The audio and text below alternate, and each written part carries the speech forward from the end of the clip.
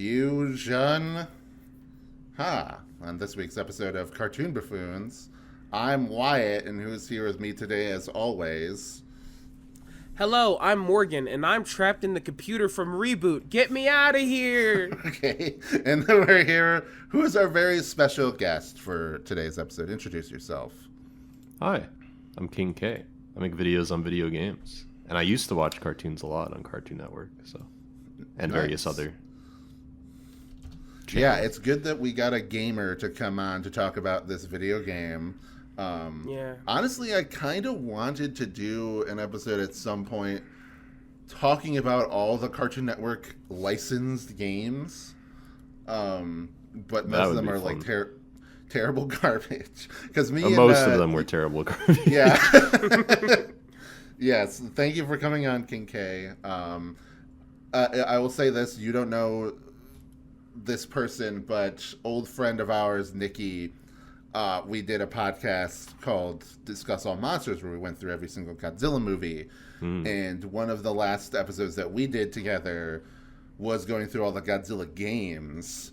And those are terrible. There's just so many garbage, like starting from like the NES one and the Super Nintendo one and things like that. Just a lot of really horrible Godzilla games. So it'd probably be a really bad idea being like, all right, we have to play the 5th Powerpuff Girls game, on the N64 emulator.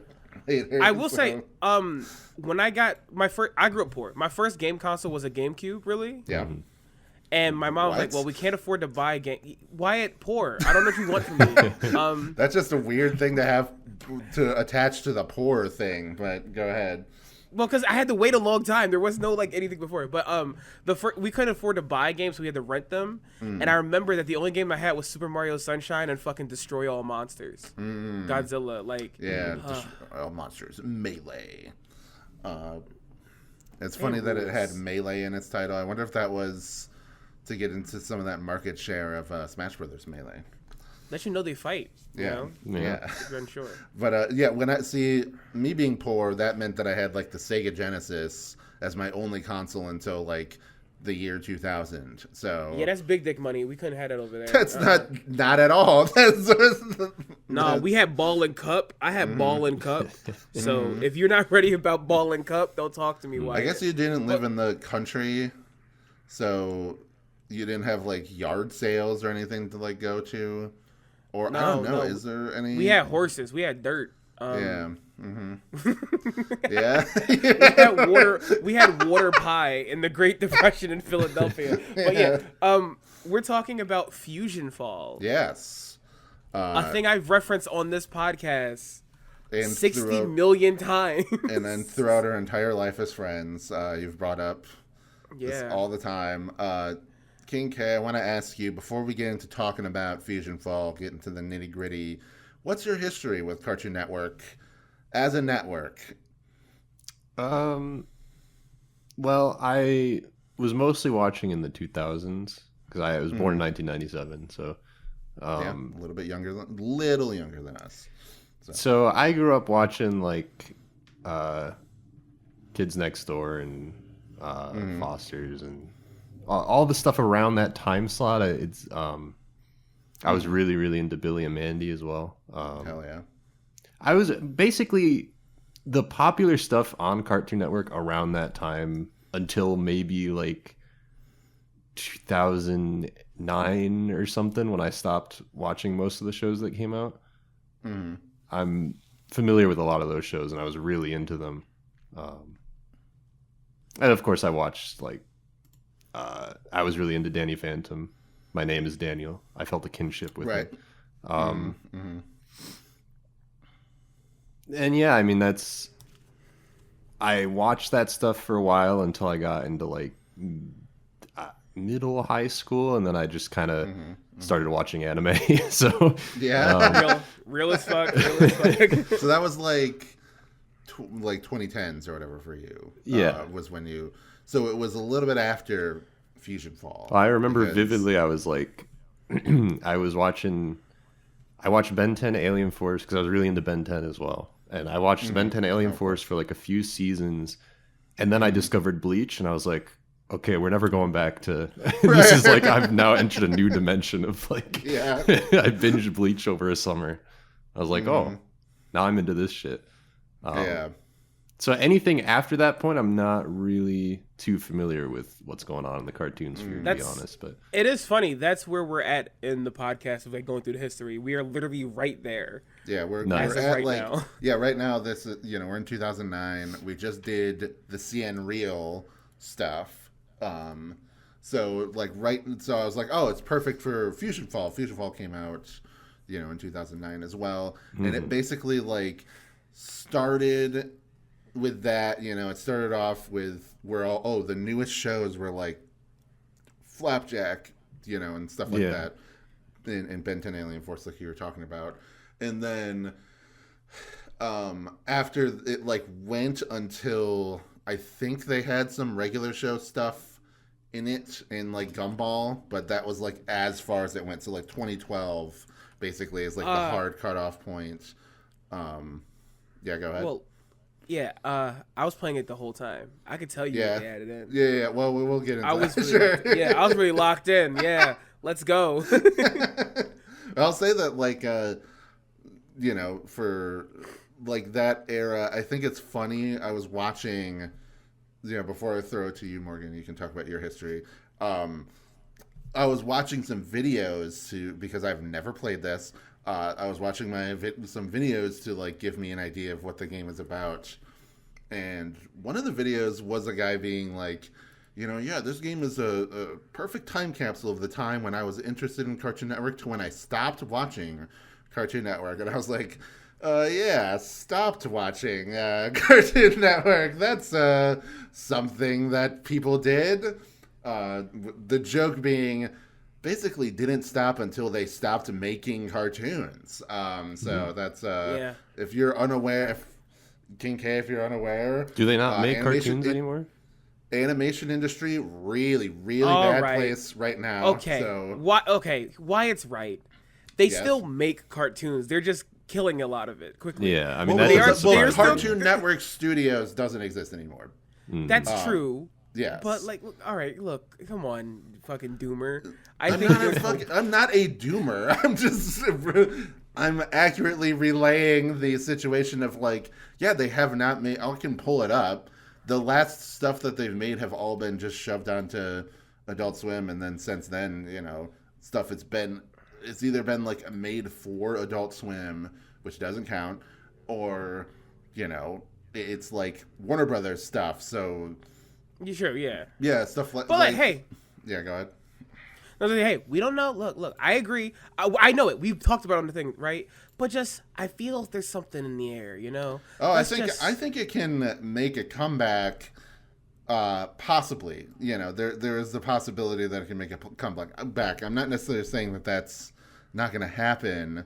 It's just we're in kind of a situation where like there really hasn't been anything new, for like a year, maybe over a year.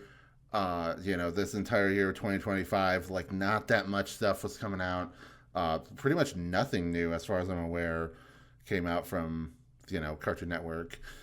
The last like major show that they released, Invincible Fight Girl, was just again put directly onto Adult Swim, and that was in 2024. Yeah, so everybody's just playing Fortnite. Yeah, everybody's just playing Fortnite now. Every time I talk to my little cousins sometimes. I'm like, do you watch any like shows or anything? And they're like, no, you mostly just play Fortnite and then play football. And I'm like, okay. It's like not even anime, or just like it's not like they've moved on from cartoons to that. It's like it's only Fortnite all the time. That does make me think of like, because there was recently the Toy Story 5 teaser trailer. Oh, yeah, I saw that. Jesus Christ. That's like dark.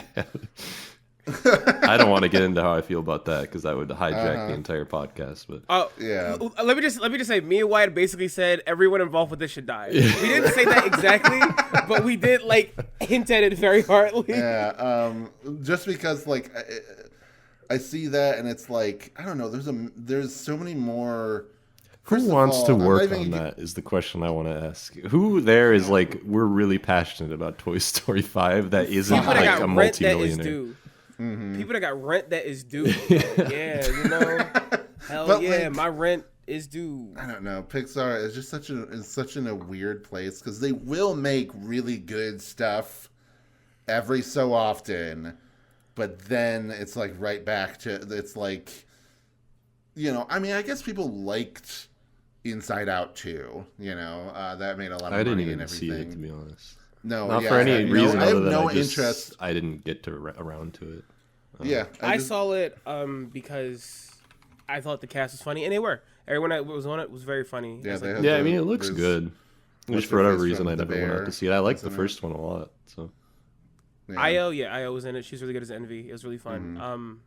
Yeah, I have not but seen anyway. it. Yeah. But, But, I just wanted to yeah. bring that up very quickly to say, like to go on your talk about, like, kids kind of growing out of toys or cartoons or whatever. It's well, and like also that's just interesting perspective of kinda me seeing talking to my two little cousins. I have no idea what's going on with No, yeah, children as everywhere. You know, like as someone who like worked with like kids and did other stuff like when I was back in Philly, they still do engage with that stuff. Yeah. It's just that we as a society have somehow found a way to value children even less as the years go on, Right. which I didn't think was possible because we used to value children so little, and we somehow found a way to keep it going.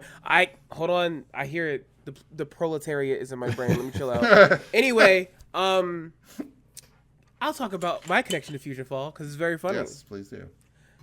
When FusionFall dropped and it was a paid subscription, I paid for it, baby. I had a paid subscription for FusionFall. I was 14. I was Yes. what was I doing? I think I was like doing a lot actually. I like played sports and Yeah.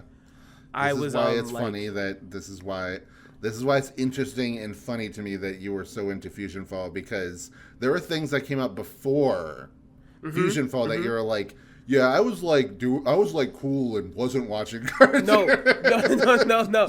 You're so right. So I was talking about this years at the FusionFall, like not at the start, not when I was 14. I was like 16. I like went on dates, like to diners and stuff with girls, like you know my little haha lesbian it up, let's go, and then I would go home and play FusionFall. Yeah, which is good. I was not the market at all. I don't think no one who made this game had like this little black lesbian is going to be playing this while doing other things.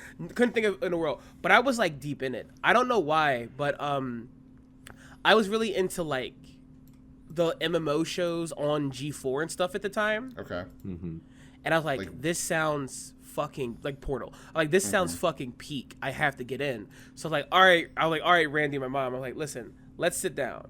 I don't have a job because I'm 14, 15, but if I could get the money up and give it to you, let's get the subscription going. And my mom was like, you know what? All right, deal.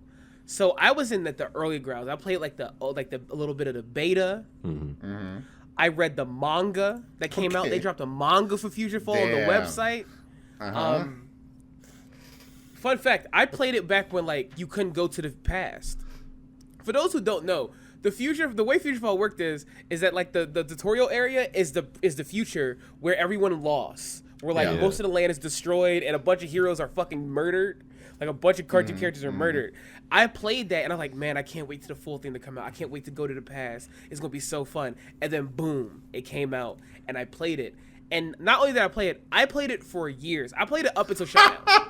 Yeah. Because there's something about this is crazy to say. There's something about being like a shithead 17-year-old. Yeah. Hanging out with my friends in my living room with a shitty laptop on my lap playing FusionFall. Yeah. I felt so locked in. I was like, yeah, let me slash this thing real quick. I go talk to Blue. So just to be clear, 2013 2013 was when it closed down. Did you play it all the way until? I played it all the way up until then. Yes. So that's like around the time we became friends. Yeah. So- No. I'm pretty certain I have told you or Nikki or someone that like, yeah, I had FusionFall on a laptop like around like very recently. Yeah. Like, Because at it's that time I was crazy. thinking like, oh, well, certainly that it's like, oh, funny, quirky thing, you know, that only lasted a couple of years. I guess it's still only 4 years, but it's just funny to me that this is like this almost almost intersected with shows like Clarence and Steven Universe, you know, like as far Yeah, as I had an adult, like I had an timeline. adult job. Like when I had 17, I had like an adult job. You working, had and I to would go afford home FusionFall. and fucking go home and play FusionFall. And it wasn't a regular thing. It was like a once every like few weeks. I'll go, oh fuck, I should check out FusionFall, and I would like just go and like probably make a new character and do it, and just play through the tutorial stuff again, and do other things. Like, but I don't know, there was something about it. Yeah. So first of all, I would say that the probably more of a manhwa than a manga, because this is a South Korean production. Oh my fucking god! What? Shut This up! guy stinks. Yeah, you see, it's more solo leveling coded. Yeah. Oh my god, you both stink! Get me out of here! Yeah. So, Gregon Entertainment. They're the developers, and apparently they've only made one other game called Seal Online, which I can't even find what it looks like. But they made it, you know, like a decade before, during the like big boom of MMOs, you know, right before World of Warcraft kind of like stole everybody's lunch money. And yeah, FusionFall, I always considered it kind of in the same, because like FusionFall. And then there was like Toontown, and there was like Wizard 101. Yeah, Wizard like, 101 was like, my life for That several shit- years. Yeah. Peak. There's a guy I follow on YouTube, Aurum Alexander, who does great video essays. And I didn't understand how cracked Wizard 101 is as far as like the story and the like characters and everything, that it's still going to this day. Like, Yeah, it's just like they I keep stopped on playing cooking. that when the original they added like Grizzleheim or whatever, and I stopped playing when their like original story ended. And I looked at it the other day, and I'm like, damn, they've like doubled their world count. Like they just kept going. Yeah. I didn't even know. Yeah. But yeah, that guy, very good videos on all the Pokemon Mystery Dungeon games as well. You know, where I was like, oh yeah, I'm glad there's somebody else likes Gates to Infinity. I'm not the only one.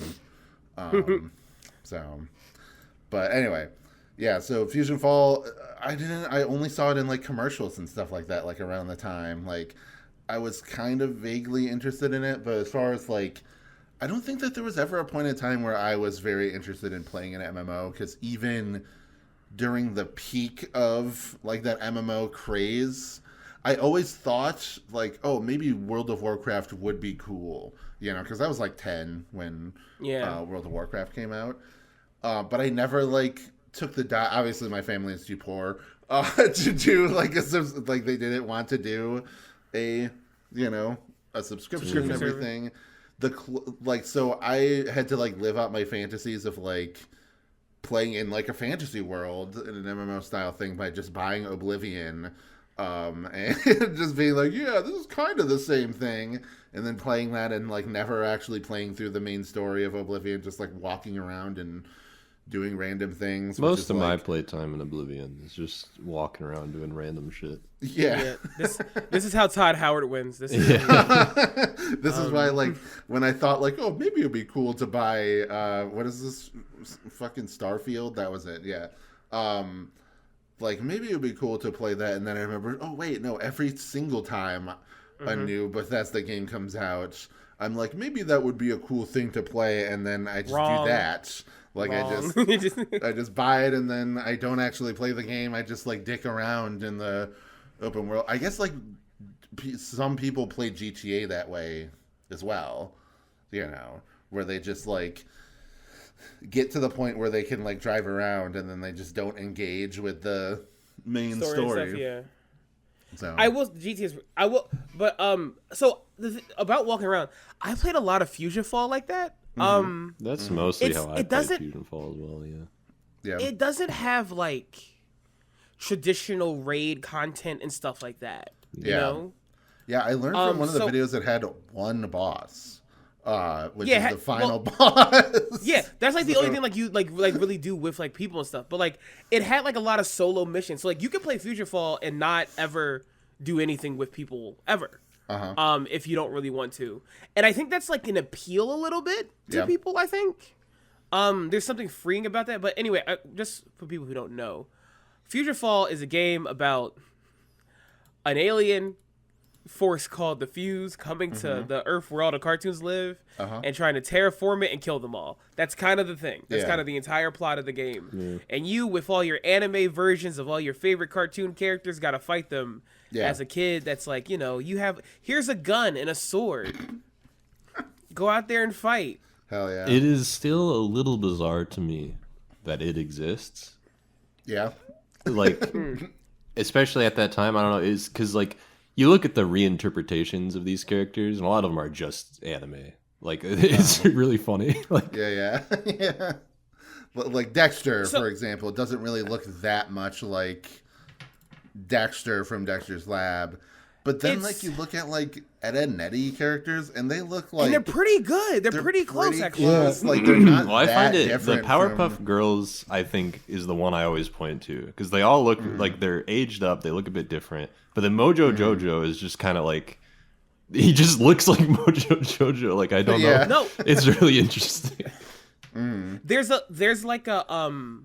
It feels like when you look at the Powerpuff Girls in Dexter's Lab, and like Dexter, and like even Dee Dee, there's a level of, you could tell someone in the design team was like this, okay, but these guys have to be like, you know, real. Yeah. Like you guys are legally allowed to have your fun and like make Ed keep his unibrow and like give Eddie the pointed lip and stuff like that, and Billy can still have the bulbous nose. But these ones that we will maybe one day, if this game is successful, get Figmas of. They gotta be played straight, motherfucker. Like, that's how I felt when it comes to some of the other characters. It's really, I think it actually adds to the charm in a weird way, because when you think about the Powerpuff Girls and the world they're in, they're kind of weird bug-eyed creatures anyway. So having them just be the straight up moe ones make the most sense for like the world. It's bizarre. I'm looking at Billy, and he is weirdly still very stylized in the. Yeah.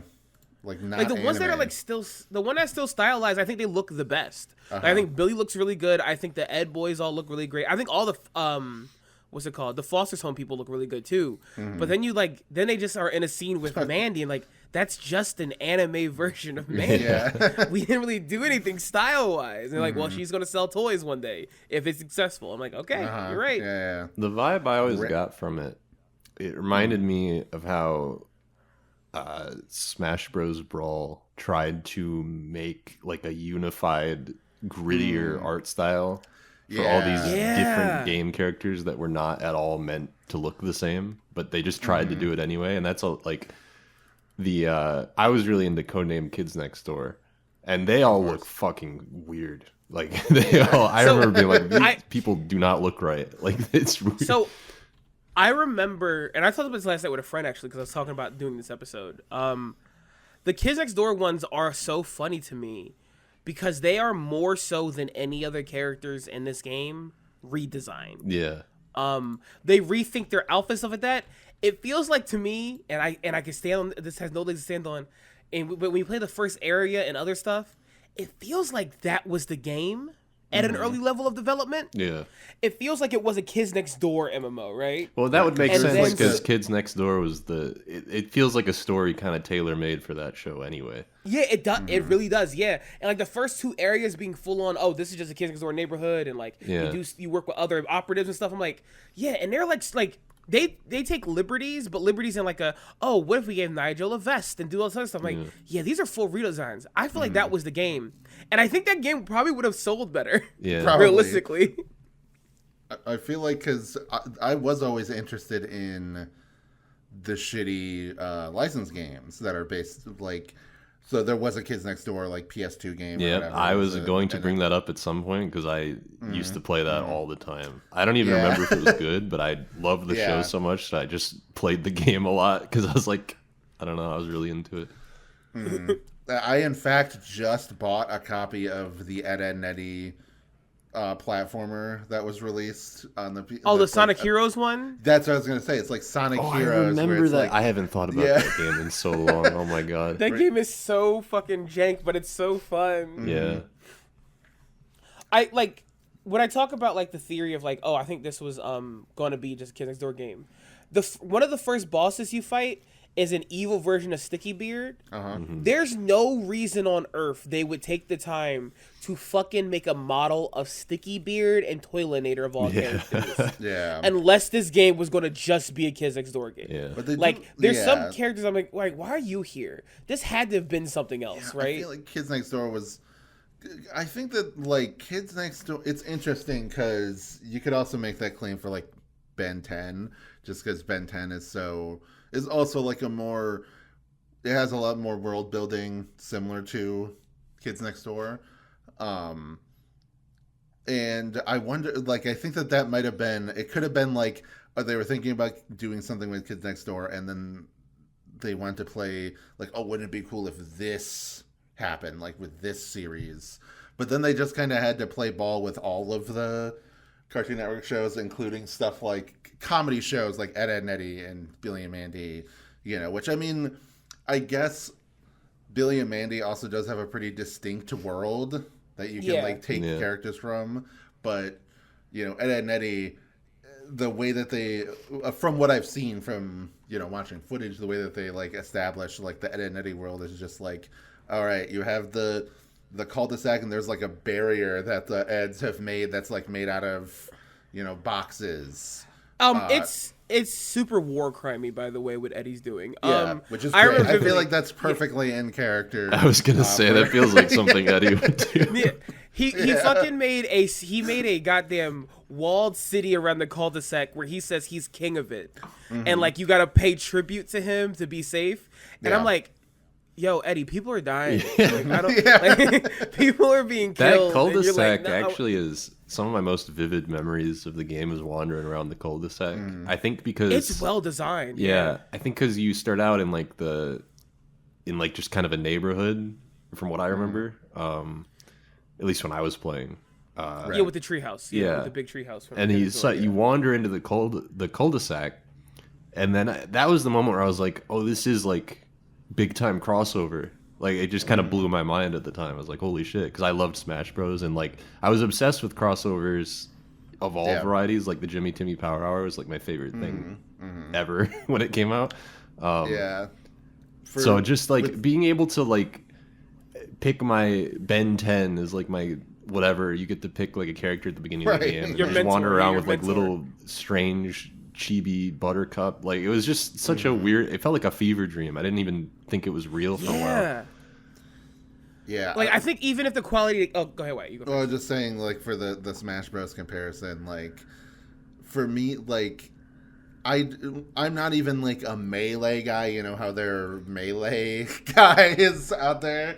Yeah, I mean, but I played that game so much as a kid to the point where, like, I can still talk to the Melee people and, like, be on an understanding of, like, the game rather than, like, the nitty gritty of, like, what a wave dash is or whatever. And for me, like, I would just be, as a huge Metroid fan, I would just be like, oh yeah, cool. The best level is the one where Kraid shows up in the background and starts like knocking things around, and just like being like Marth and playing in that stage. And well, I think the Smash Bros. Comparison to me is even more salient because there were shows that I cared about, like Ben 10 and Kids Next Door and stuff like that. Yeah, and I don't want to say that like Dexter's Lab was something I didn't care about, but like I wasn't really like it's a little old. I wasn't there it's kind of for old it for us, and we're a little bit older than we're like 2 years older than you.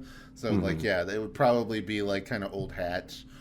So like I caught it when it was on like I don't know, like Boomerang or whatever the fuck they called that, but so it's not like I wasn't interested in that. I think it was more so that in the way that I love Smash Brothers but don't love every single character, the fact that they're all trying to see how they need to reinterpret the characters to fit within the storyline was so fascinating. Yeah. Because they all have to have a place, and the story is like pretty dark for what it is. Like, I was surprised by that too, and that's why I kept thinking of Brawl, because Brawl, I mean, I don't want to say it has a extremely dark storyline, but for like the age I was at, I was like, oh, this has some. It's a little traumatic. There's some. It was like a little traumatic to see some of that stuff in the beginning of Brawl. Yeah, I like. So I remember vividly, like, when I was playing, like, the game and, like, different areas and stuff. When you talked about, like, how cool it was to see the crossover, going from, the neighborhood where the kids next door live, right? Yeah. Right to, like, where the school is that the Powerpuff Girls go to school at. Yeah. Into the cul-de-sac, and then into the junkyard where Coop made his robot from Megas XLR. Yeah. I was like, oh, this is fucking crazy. Yeah. Like, I think even if the quality of this game isn't great, right, whatever, who gives a shit about that stuff? It's a kid's game for, like, MMO, right? I think this thing had the appeal and ability to make your brain feel like what you thought the cartoon world was. This game is so good at, like, really throwing people, like, kids who played it into, like, yeah, dude, this is it. Yeah. This is the world where their adventures going on. They don't see each other because they're like their little neighborhoods, but this feels like it feels like playing toys. It feels like when you were like a really young kid and you had a bunch of different toys from different shows you liked, and they would interact with you in your room, but a video game. And I think that's super hard to do. Yeah. I think like it's super hard to do in a way that like feels like anything. Yeah. One thing I do. Yeah, go ahead. I was gonna say one thing that I do think is extremely poorly aged about this game, and hopefully you agree, is that apparently one of the main reasons why they only did locations for My J Partner's a Monkey and Camp Lazlo is because they couldn't figure out how to do anime versions of the animal characters. And in my head, I'm like, bro, I am seeing furry art on the regular every single day of my life on the internet. And that is all just like anime animal people. So, so I guess in 2009, they had not been like, they hadn't made contact. They hadn't made first contact with furry culture. So they just couldn't conceptualize being like, all right, let's make Jake Spider Monkey into an anime guy. You know? I don't even know if they Courage needed to make them into anime people because there aren't like the Foster's people in there, like basically Unchained. Yeah, they're just pretty straightforward. Yeah, yeah. no, So like they just textured. that's also they just a very texturized them. weird. Like, why not? Like, if that is the case, then so I will say, courage in this game is terrifying. Oh my god. Yeah. Yeah, that it's. I post it's the teeth is hard, but like I think it's funny because they don't do it because they couldn't figure out how to do the Camp Lazlo people. But the story from it is funny. If you go to I went to the Foster's house because I was like, this is cool. I love Foster's. I went to see their house, and it was cool. But if you go out to like the backyard of the Fosters, there's a forest, and it leads to like the Camp Kidney from Camp Lazlo. Yeah. If you go there, Wyatt, it's overrun with monsters. The camp is destroyed, and they insinuate that all of them are dead. Yeah, and I think that is so fucking funny. I think it's hilarious that like, yo, they killed Lazlo. No, like I think that's super good though. Like I do agree, it's weird that they couldn't pull it off, but. Because they do it with other characters, like Mojo Jojo looks fine. Yeah. I do want to bring up the mentor system, like the guide system. Yeah. When you leave the tutorial and go to like the past or like fight everything, you have to pick your mentor. And the choices are crazy. Yeah. Because you have Ben 10, who is now Ben 10, like his Omniverse version. Not like you like Ben 10, okay, Ben 10. Dexter from Dexter's Lab, all right, you know, they both have resources. Mojo Jojo, resources but evil, okay. Double D. And Double D. Double D's the one. When I was a kid too, I was like, why the fuck is Double D an option? Yeah. And the thing is though, if you talk to them, like Ben's like, yeah, I want to find all the missing heroes. Great. Dexter's like, yeah, and I gotta like get all our tech together. Mojo's like this. I also have to get together the villains to fight against his forces. Double D, what you gotta do? We are committing money laundering. Help us launder money. And I'm like, wait, what the fuck? What do you mean? It's so fucking funny. Yeah, it's like I guess I feel like definitely early on in Ed, Edd and Eddy, they kind of like played with like, oh, Double D, he like makes these gadgets, you know, he like you know, does stuff like that. So I think that's probably what they're you do get a bunch of like you get a bunch of like you get the Urban Rangers like uniforms, like the armor from him and shit like that, which are like, you know, fair enough, whatever. Yeah. I'm on the I'm on the fandom wiki for FusionFall, and for some reason they have. Oh, this is a link to a different wiki. I was like, why do they have the freaking villain from the Ralph Bakshi movie Fire and Ice on this, but that was just a link to the villains wiki. I'm sorry. Yeah. But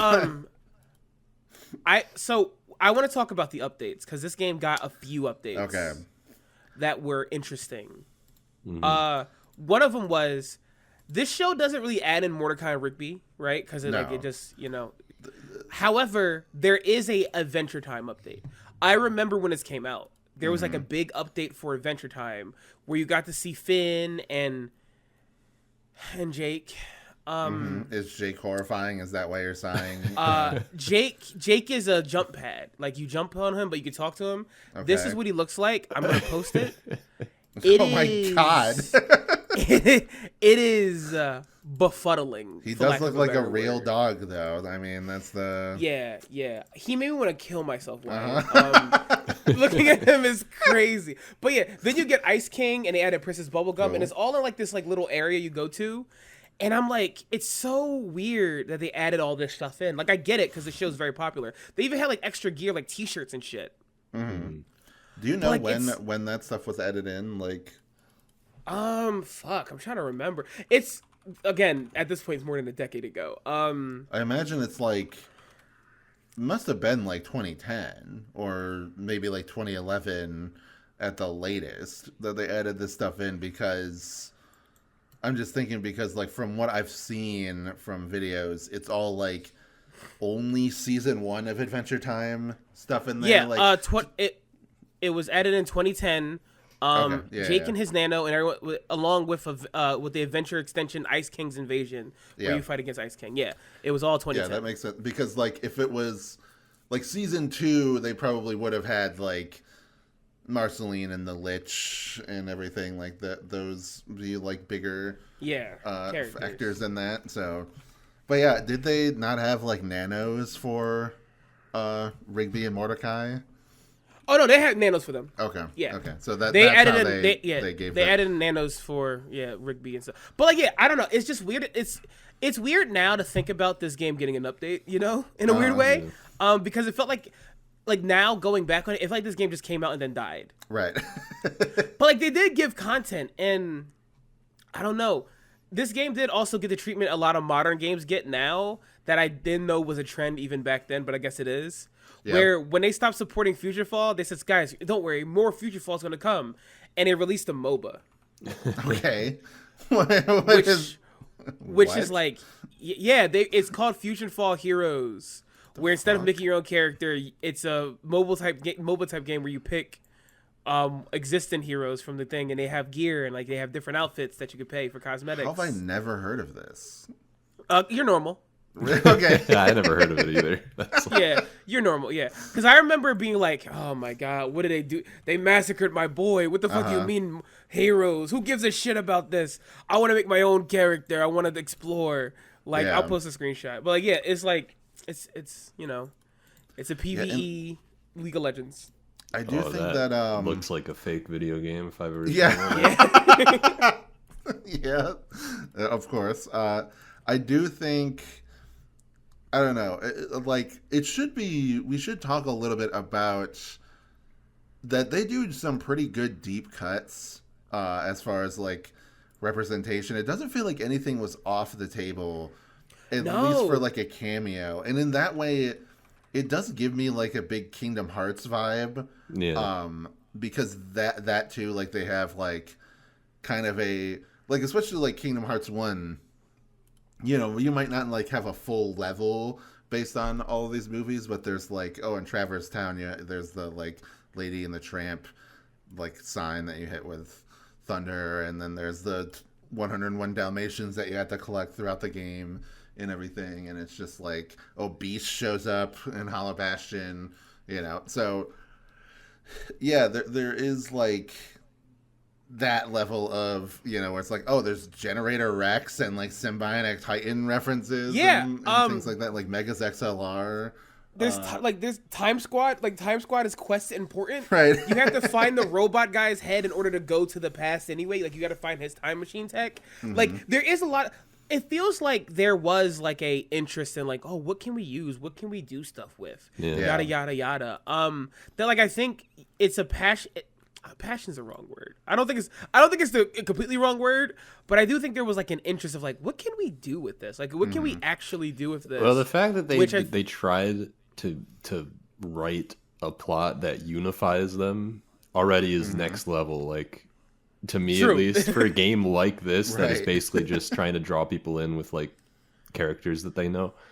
That is like a Kingdom Hearts level, like, because Kingdom Hearts, as crazy as the concept is, it's even crazier that they were like, let's make it so that all the Disney characters are just in the same universe as the Final Fantasy, and it makes sense. Like, Mickey's king. Yeah. Mickey's king. Let's make the Tron level be extremely plot important in Kingdom Hearts 2, you know, and because just the idea of like Dexter is like heading up like basically an army or like whatever he does. I don't quite remember the details, but he's like a super important figure, which kind of makes sense because Dexter is like smart ass kid. Genius, or at least he was a kid. I guess they aged him up, but you know, like he's like the pseudo leader of the entire thing. Also, they had other plot stuff. Like there's a whole plot with Blossom and Bubbles looking for Buttercup, who went missing during the attack. Yeah, and you meet her up, and she has amnesia. And she remembers her. Okay, this is crazy. She joins the gang, Green Gang. She becomes a punk singer. And she gets her memories back. She's like, "Hey, do me a favor. Can you go see my dad and my sisters and tell them that I'm alive, please? Okay. Like, I don't want them to think I'm dead." And they give her this redesign that I know made a lot of boys on the internet annoying because like she has like the fucking goth makeup and like green streaks in her hair, and I'm like, yeah. Someone's gonna be exhausting about this. But like that's so much story to put into a game like this, where you could have just had, hey, go get Jawbreakers for the Ed Boys. Like they didn't have to think about anything. With. I honestly and that would have been okay. Yeah. That's what I think is interesting, is that it's like, they do put a strange amount of effort into all of this, and this is like, I feel like even though this era is commonly considered like, you know, like, oh, the CN Rio, like 2009, that's the nadir of Cartoon Network before it came up out of the shadows with like Adventure Time and Regular Show. In a lot of ways, this is like the peak of the network. Because when people think about Cartoon Network, they're thinking about this, like these shows, this era. Every single one of the videos that I've watched about FusionFall, they always bring up the like CN City bumpers, which were defunct by the time that, you know, this came out. But it just led to this idea that people, I don't know, they really like that idea, you know. And you can tell that people kind of like were checked out of Cartoon Network, you know, by the time that stuff like OKKO in like 2019, they did a big crossover event, and only nerds, only cartoon nerds like myself watched or cared about it, you know. Is that the show they put Sonic in? Yes, that's the show. I remember he shows up in season 3. Yeah, Captain Planet also shows up. You know, a lot of good crossovers there. And then, but here's the problem with that: people only see those like big crossover like pop-off moments, and then they think the whole show is just that. So they're like, what is this show? I'll be completely honest, I don't think I ever heard of the show before I heard that. Right, Sonic well, of course, it's a very like, it came out, it was canceled within 2 years. You know, I'm sorry, Toby, if you're listening to this, but you know, it just didn't really like penetrate the zeitgeist at all, to the same degree that, like, you know, I feel like shows kind of from Cartoon Network really stopped doing. I would say like Steven Universe was probably the last Cartoon Network show that really like hit the zeitgeist in the same way that like any of these shows did. Like, people would consider that like a recent Cartoon Network show, even though it came out in 2013. You know, and they wouldn't necessarily think of stuff like Craig of the Creek, or what else? Well, I guess that's like one of the more recent ones that, you know, and that was 2018, so that's very sad. but yeah, I would say like, you know, this is kind of the peak of Cartoon Network's, you know, its influence cultural on real the world, estate. and you know, it's, like yeah. So it's like interesting to like look at it. It's kind of like the beginning and the end. Because not to say that the network was like unsuccessful or like bad after this point. Like to the contrary, I think that there's many great shows that came out, you know, in the wake of Adventure Time and regular show. But it's just it's a time thing. It's a time thing. It's like the people who grew up on these shows, right, are vocally the loudest in the age of the internet and of like talking. That's just kind of like how things are. And like I think Nickelodeon did a pretty, maybe not a good job, but they did a better job of like acknowledging that people really only care about like their 90s and early 2000s shows. So, you know, they kind of just keep on being like, you want more, you want like an Invader Zim movie, right? You want a Rocko's Modern Life movie. So the thing is though, I think like, I think that's like mostly true, right? Mm-hmm. But every year, you just kind of gotta wait. Yeah. You gotta wait until the people who grew up on a show are old enough to start being annoying and posting. Yeah. And I know I hate to say that they're annoying, but it's just kind of the only word that works.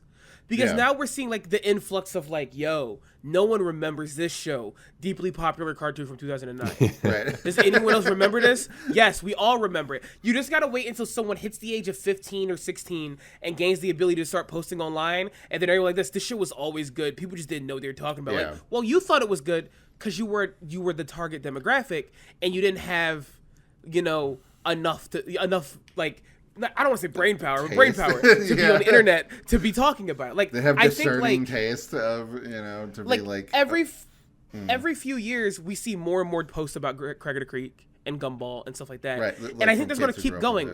Yeah, I think that's going to keep going. And I think FusionFall is like a great example of like, it's so weird at the time. And I think like the reason why so many people are clawing for like, oh, let's revive it, let's do a new version of it, yada, yada, yada, is because they were kids. And now they're like adults who play video games and play MMOs, and they have this little inkling in the back of their head like this, okay, but what if this got the Final Fantasy 14 treatment? And I'm like, well, dude, that's not going to happen. But like, I think it's beautiful. I think like there's a level of nostalgia that isn't the toxic, evil nostalgia that I hate, right? Yeah. It's that like, we lived in a moment, and I do want the moment back, but not in like the we gotta talk shit on what's happening now. Whenever people talk about FusionFall revivals, they're never like, yeah, let's just bring the good cartoons back. They want everything back, and that's like the good thing about crossovers. I think we've lost a little bit. Is that what makes a crossover good is having new stuff that just dropped interacting with old stuff, not just reliving the old stuff. You know? Yeah. Yeah, like one of the unfortunately the most recent attempt at something like this was like Multiverses, which again, scam. Like that game has a lot of like scam coded, you know, things related to it, unfortunately, and it just kind of like cratered. And like, yeah, I know that it's Warner Brothers in general, but that's the problem. Now crossover stuff isn't about like, oh wow, look at all these things from this one series or this one like section of properties coming together. Now it's like, I am company. Let's put all of the IP that I own together into one thing. Like, look at Magic, you know, where it's please, I can't do Magic. Where like Hasbro, because it owns properties, you know, all these like IP rights, they're just being like, all right, whatever, let's just cram this into Magic, not because it would fit with the universe. Whereas like this FusionFall, stuff like that, you know, yeah, there's clashing cartoons, but they are united by the fact that they were on the same network in the same culture, you know. So it's a celebration of like what this channel, like, I really hate to be this person, right? I hate it. I think there is something lost about having Cloud and Final Fantasy, and I know everyone's happy about it, and I do think everyone deserves to be happy about it, but I think there's something lost in having Cloud and Final Fantasy, you know? Like, do you mean Kingdom Hearts or not Final Fantasy and Super Smash Brothers, sorry, yeah. There's something lost about having Cloud and like Super Smash Brothers to me. I'm like, this is really cool that Cloud's here, right? That he's fighting Mario. But I'm like, but also, I don't know, dude, this isn't your party. Get out of here. I actually, I feel pretty similar about that because, like when Brawl came out, like Sonic and Snake were like a huge deal because I'd never seen anything like that before. It's like you talk to another company to get their like that's crazy. But then you look at Ultimate now, and I feel like half the roster isn't even Nintendo. I know that's not mathematically true, but that's what it feels like when you boot it up. It feels like, yeah. And I think that was like a precursor almost to the era we have now, where like you boot up Fortnite and literally anything under the sun is in Fortnite. And for basically no reason other than they just want to draw eyes. Like I think right now they're doing like a Simpsons thing where they like change the whole world, which is kind of more interesting than hey, we added the Power Rangers because the Power Rangers are cool. Like, dude, like I don't know, like it's getting to the point where guys, I'm exhausting. Can you guys set up your own world first or something? Yeah. Like, hey, do you want to play Spike Spiegel in Overwatch? No. Yeah, well, that's the thing is that what always drew me to like. Because playing Smash Ultimate, like, it's a fine, fun game and all, but, like, the Subspace Emissary-esque, like, cohesive story moment made it feel like these choices and inclusions were purposeful. And they thought about, like, what this would mean for the whole project. They unified the art style, and it doesn't really feel like crossovers these days are interested in that as much as they're interested in like bringing people to their brand. Like, I play Magic and they added Sonic to Magic, and I'm like, I guess that's cool, but like it's not really there's no meaning to this other than I like Sonic. Like that's about it. And I think I'm gonna talk about Magic, aren't I? I think as like a fun little secret lair thing. Yeah. I'm okay with it, right? But not at like we're getting like real rotational sets that are like, hey guys, do you want to try the new Avatar set? Not particularly. Yeah. No, I think Secret Lair is actually one of my favorite things that they do because they reinterpret a bunch of old cards as new like reskins, and I'm like, that's an awesome idea. Because you're not really taking the flavor away from Magic as much as you're creating your own little pocket universe of like looking at it through a different lens. Yeah, I think that's neat. I like. There's a lot like listen. I love Transformers. The Transformers stuff, like those rare cards that we got, were really cool. Yeah, I think reinterpreting ideas of oh yeah, this is crew, but it crews itself because it's a Transformer. I'm like, that's neat. But now we're just like, hey, the new mechanic, water bending. Like, come the fuck on. Yeah. Like, we're no longer thinking anymore. We're just doing crossover. Where MTG Arena can't have Spider-Man, so they have to create new versions of all the Spider-Man cards so that they can have something in MTG Arena that's still equivalent to that. So it's like reverse engineering. It's like, it's the opposite of the thing where it's like, oh, we're going to take old cards and then put a skin on them. So it's Transformers. And this is like, we made new cards, like new meta cards that are Spider-Man. But oops, we don't have the rights to put Spider-Man on our app because Marvel snapped. No, and the thing is though, and they don't even work. That's what gets me. If they were designed in a way where they would go back and forth like this, but like you can't have fucking like creature types like hero. Because you're like this spider human hero. So like this, oh, what the fuck is this? Well, here's Kraza, the swarm one. He's a human with spiders. What about him makes him a hero? Well, we don't really have any lore, so just assume he's a hero. Like, what the fuck are we doing? Like, what are we... Like, it's just, it's such a bummer. It's like, I'm already the kind of person where like, I'm like, hey, if you don't have like an actual plan or something interesting to say or do when you're crossover, I don't want it. And now, because like... And this is no offense to anyone who likes the Spider-Man cards, right? No offense to you.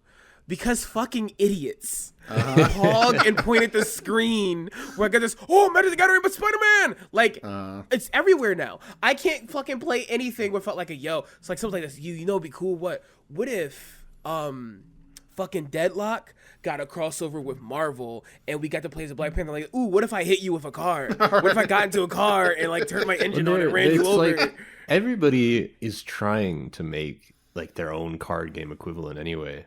Like, why don't you just go play that? Because Magic was like, I really hate to sound like, because I wasn't even in Magic like I only got into Magic like a few years ago. really. Like I heard about it in high school, and my friends tried to get me into it, but I'm like, I don't want to spend a bunch of money on like booster packs or whatever. Yeah. So I was aware of it like back in high school when none of this shit was ever even like on the table. It was just like, oh, okay, I was learning about like the color identities and stuff. And now I look at Magic and I'm trying to play Magic and build decks and learn about like the culture, the lore a little bit, and like what cards are good. And it is getting flooded with like, oh, here's this cool Spider-Man art, I guess. And I'm like, how do I square Spider-Man away with like this cool looking dragon? Like, I just don't know. Like, it is erasing what the game was. I don't know. Like, yeah, there's no identity. Like, that's the issue with crossovers without thought, is that you just end up erasing everyone's identity. You leave with like nothing feeling like itself. And well, like I don't know. For well, Magic, like, a cool admittedly, crossover it got would me. be like, oh, here's these guys from different planes interacting with each other. You know, like that's what people would want in like a crossover event similar to this. And like it's not about like FusionFall. If it was just like, oh, all stuff that Warner Brothers owned and their own Neo and Austin Powers were in it, like, yeah, maybe that would be kind of funny, but it wouldn't be the same thing. So, but continue. What were you saying? saying? Yeah. I've almost lost it. That's okay. It was about Magic, sort of, but it was also a larger point of like, if you don't, I think it's pretty clear. Like, okay, no, I found it again. One of the reasons I got into playing it was because there were murmurs of the like Final Fantasy thing happening at some point. And I'm like, I really like Final Fantasy. And so it got me into playing more Magic, and I assume that it has done that for a lot of people because Magic is wildly more popular than it used to be, at least from my perception.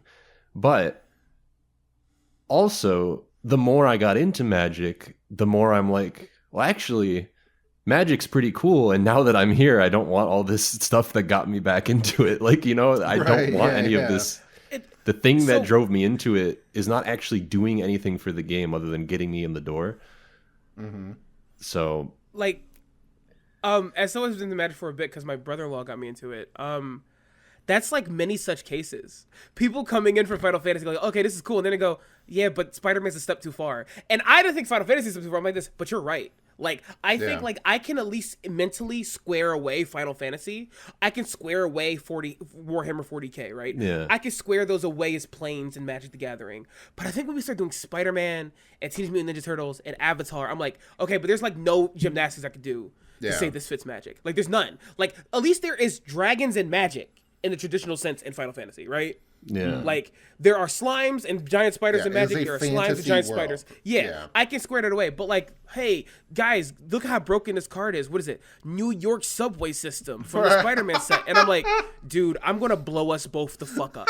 I'm going to blow us both up, dude. Like, excited for the Mamdani card to show up soon. Unironically, that sounds fire, though. Hold on. Let's let them cook for a second, dude. Let them cook. Because, honestly, I will get a Mamdani commander deck. And I will start teaching motherfuckers what it's about.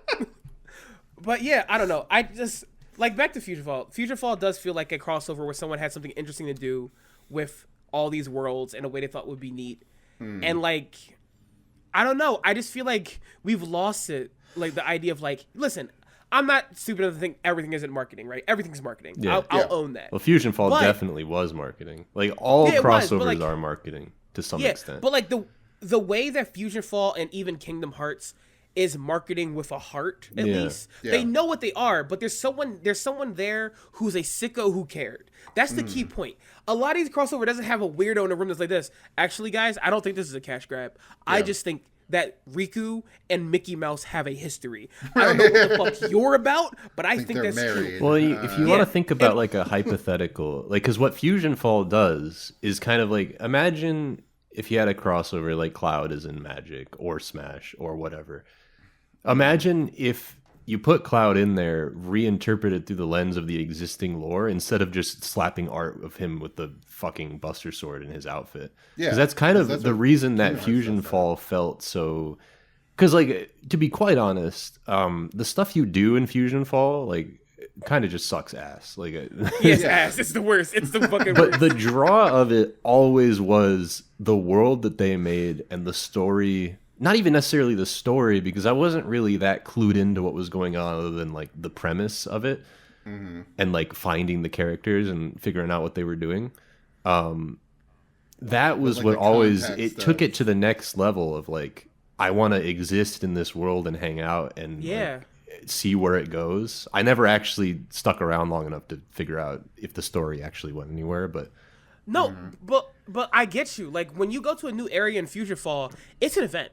Like, Yeah. whenever I got to a new area with new characters, I'm like this. Okay, I know there's quests and stuff, but fuck you, I'm gonna walk around because like, yo, there's Ed. Why is he Yeah. talking about this stuff? What's wrong with him? Like, there's like something to like be absorbed. You know, there's something to be interested in.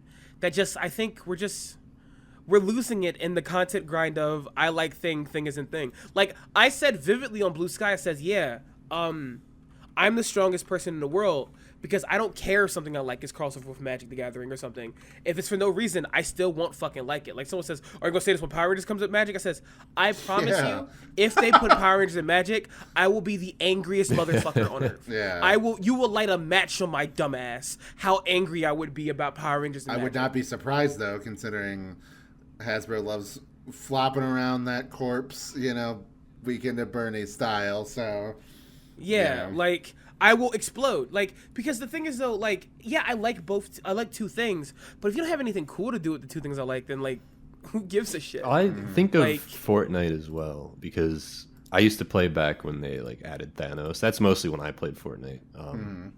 And I remember when they added Thanos, he was like a game mode. Like you played as Thanos and tried to kill everybody, and I was like, you look at now where they basically kind of just like they add characters and they're just skins, and it kind of sucks because I remember back to that and I'm like, I was trying to talk to my little cousins about the Thanos game mode, and I don't even think they were playing back then, but it just kind of seems like, I don't know, they added The Simpsons recently, and I like Yeah. that they have changed the map and Simpsons-ified it, because at least that's something that you are doing Yeah. to make it fit in for however long that lasts. I just feel like, yeah, I have nothing against Fortnite really, because I think it's a fun video game, but sure. I feel like it has led towards all crossovers being meaningless. Like almost all No, crossovers that I see I- have no meaning, and they're just there because companies are like, oh look, $signs Fortnite, Tim Sweeney or whatever is like a trillionaire now. So Yeah, like God. I think one of the things that really gets me is that we went from Ready Player One coming out and everyone making fun of Yeah. it to just living in that world, and it bums me out. Like really, there's like this. Man, this movie's nothing. It's just like remember Iron Giant, remember Yeah. The Matrix, Yeah. remember like, and now we're just Weird like no, but science. this ironically, like this unironically, we're just doing that, and it's really bad. Like.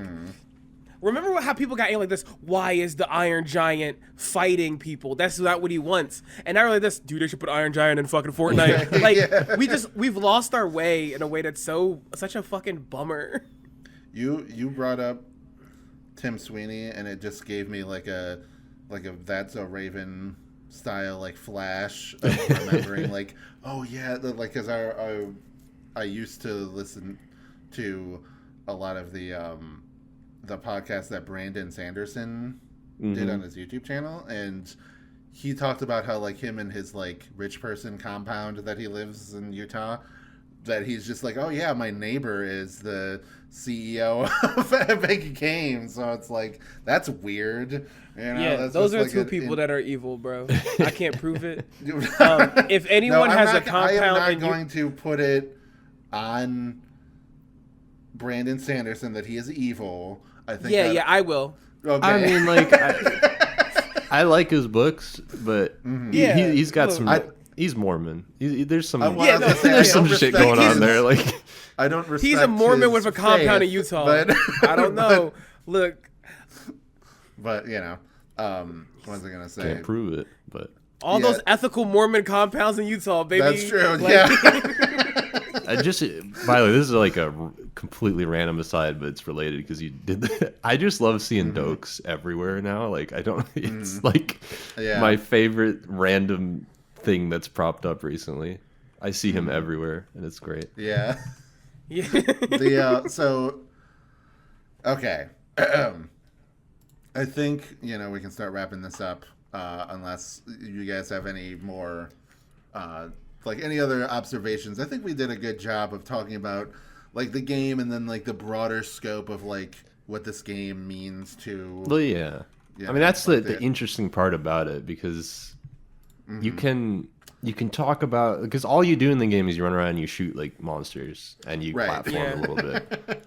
And you talk to cartoon creatures. There's not really much to talk about in terms of what you like do gameplay. in it. It was more about like being able to exist in that world with your friends and the value of the crossover and stuff like that. Nickelodeon recently has done a lot of like of their like, oh, here's a kart racer with Nickelodeon characters. Here's a like a beat 'em up or whatever. Here's a Smash Brothers style fighting game. Like they've done a much better job at like I said, they capitalize on that nostalgia.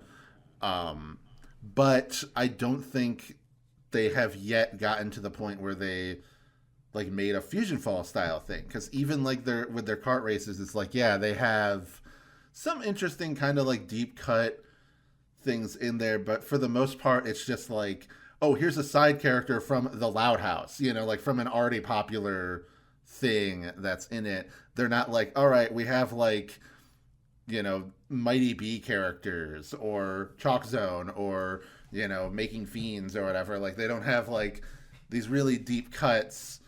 And like, again, Cartoon Network, unfortunately, is subsumed by Warner Brothers. So, and they're horrible. So like any faith that we'll ever get like a new FusionFall style thing, like at the same level of like care and like, where they would be like, all right, yeah, let's have, references to these really niche, like unsuccessful shows like Mao Mao or whatever. Like that is just not ever going to happen, unfortunately. But I don't know. There is something cool about just like looking back at the time when this was the case, when like during that like early MMO bubble, when something like this could be made, because it just seems so like weird and nonsensical now, but like, well, it's a time capsule because this is the fate of like all online video games that will eventually die. I know there are like revival servers, but you can never go back and experience it again. Even if you revive the servers, it'll you'll never be able to transport yourself back to that time when it was active. The world is different. Yeah. And also like it just like there's something about that person that saw a commercial and paid $10. Like there is something about that, and just like it's beautiful. And I do think like I always bring up FusionFall in episodes because I do think it is something beautiful. I think online video, even as someone who's like not a big video game person, really, like at the core of myself, I think online video games have such a beautiful culture and vibe around them because of stuff like this. And I think like, even though I think like battle royale shooters and all that stuff are fun games, right? Mm-hmm. Something about the MMO, something about like the person who slept on a bridge for years and they made him an NPC, something about like the EverQuests and all those other things of like, there's something so cultural about it. And like, I wish I like Final Fantasy 14 because there is something so neat about being like around a stranger. Yeah. I think if they could make it so I see everyone's mods as they see them in Final Fantasy 14, I'll play it. That would, they'll never do that. They it would be cool. Yeah, though. I don't want to see. Does you see like, oh wow, you have giant titties. Wow, that's a crazy mod you put over there. That was a thing that existed until Square Enix was like, we cannot have this be a thing anymore. Cowards, yo, coward. But yeah, this is great. I'm glad we talked about this game because I do love FusionFall, and I might, who knows, maybe I'll download a revival thingy again. And I'll futz around in it. Make Wyatt doing. Wyatt's like, why am I dying? What's happening? I do want to say one last story. I was playing FusionFall. I made my character, and someone said, "Hey, can you help me with a quest?" I remember vividly, and I said, "Sure," and I helped them. They were like this. What's your Hotmail? And I'm like, what? Right. And I'm like, oh fuck. And I'm like, the idea of like getting solicited to give your Hotmail to someone in an MMO is such a time capsule that like if I try to explain this to anyone under the age of 20, it'd be like speaking in runes, you know? Right. To go, wait, yeah, it's like, oh, they did different tactics to groom you back then. You know, back before YouTube was big enough, before the Discord kittens, we had the Hotmail. You don't know that? It's like Outlook but different. You know, So explain like I'm like a fucking old sage in a fire, explaining the different strategies. So, yeah, I do think it's funny that like a lot of like the postmortems and stuff on the game did talk about like a lot of the factors to it shutting down might have just been as simple as like they didn't want to do moderation. Like they just kind of got bored in doing moderation, so they kept on like stripping the game back further and further to the point where there was a time period where like you just couldn't chat on the game. Like you can't use text chat and everything, just because, not necessarily because there was a big problem of like pedophiles or whatever, but it was because they just didn't want to bother moderating in case there was. So they're like, just get rid of that feature entirely. And that was like, after that point, it's almost why even bother playing an MMO. Yeah, it's hard to play MMO. If you can't communicate other than by like sending emails to one another, which is like ridiculously inefficient. Yeah, this is years and before more Discord. dangerous. Probably more dangerous. Yeah. So it's just yeah. like, yeah, it's a little sad that it, but it burned bright even for the few years that it was around. So, but yeah, what were you gonna say? That was it on me. All right, cool. All right. Thank you for coming on, King K. It was a blast getting to talk about our nostalgia and everything. Why don't you plug your stuff? I'm just King K on most things. I'm on YouTube. I make mostly Nintendo videos, but what's the most recent video that you? Oh, Sonic. Yeah, that was my most recent video. Is the Sonic racing games have always been cooler than Mario Kart, but yeah, that was a fun video to write. That is kind of true because I'm like I said, I'm not like a huge racing game fan, but I did on the GameCube. I didn't play Mario Kart Double Dash, but I did play, Sonic Riders. So I will say Sonic Racing Transform feels like doing coke sometimes. Yeah, right. I don't know what I mean by that, but sometimes you like I play the game like once a year back in the day. I'm like, oh, let's play it. Like because my old job had like a little kiosk when I worked at Target, and playing. I'm like, this is like a hard drug. Yeah, like I don't know what I mean. Like you feel like I'm alive. Yeah. But yeah. Also, really good Pokemon videos too. You have some really good Pokemon thanks. videos. I appreciate that. Yeah. I haven't played a Pokemon game in a while since Sword and Shield. I think I haven't played a real Pokemon game. Because, and this is not important, Wyatt knows this, I got really weird about Sword and Shield. No, not like in a gamer rage, not like a gamer rage online. They ruined like the opposite. In like a positive, like in a positive way. I like mids are loud. I like this fucking rips. I think too. It's weird that I am, because I just replayed Violet because of the Switch 2 patch, and I enjoyed it a lot more than the first time. But I still, in the back of my head, I'm still like, but I kind of liked Sword more. Like, I kind of just liked Sword and Shield more than Scarlet and Violet. When we did our fun little friends only, like, games of the year in our Discord, Wyatt, I says, yeah, so one of my games of the year is Sword and Shield. And what's the most disappointing game of the year for you? Most disappointing game for me is Pokemon Sword and Shield. Right. How's it both of those things? If you had the heart, you would know why it's both those things. If you had that the game rules, but also I'm like, do, I don't know. I will say that I did enjoy Legend ZA, but I do have like a big list of issues with it that aren't just me complaining about the graphics. By the way, I do not care honestly about complaining about the windows or whatever. A lot of my problems just are comparing it to Legends Arceus, which I think had a lot of problems too, but I ended up, really enjoying like the vibe of that world and the themes that it tackled, even if I think it kind of ended a little bit ho hum.